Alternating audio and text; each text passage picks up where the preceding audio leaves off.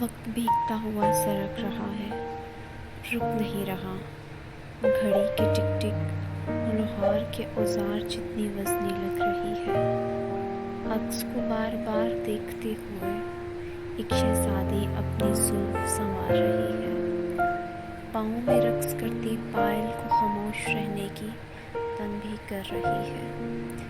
برف میں چھپے درختوں کے پار دیکھنے کی لامتنائی سعی کر رہی ہے۔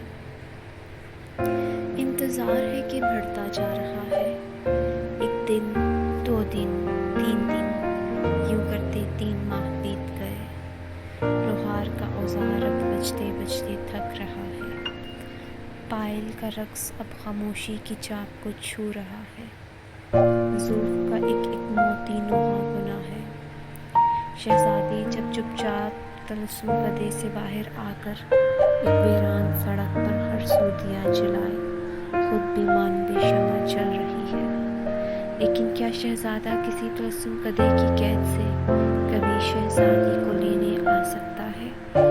شہزادی کو کیا پتا ہے باہر کی آنکھ سے اس کا طلسم کدہ اوجھل ہے؟ شہزادی کو کیا پتا سڑک کے باہر سارا منظر بدل کر شہزادے کو راہ سے بھٹکا دیا گیا ہے۔ شہزادے کا گھوڑا سڑک تک آیا تھا لیکن منظر بدلا ہوا تھا۔ طلسم کدہ چھپا دیا گیا تھا۔ سوانسوں کو دائیں ہاتھ سے مسلتے ہوئے شہزادے نے بے وفائی کا الزام لوہار کے سر رکھ کر اپنے گھوڑے کی سمت موڑ دی اور شہزادی وقت کے ساتھ ساتھ دیوں میں اضافہ کرتی رہی، لیکن اب پائل خاموش ہے۔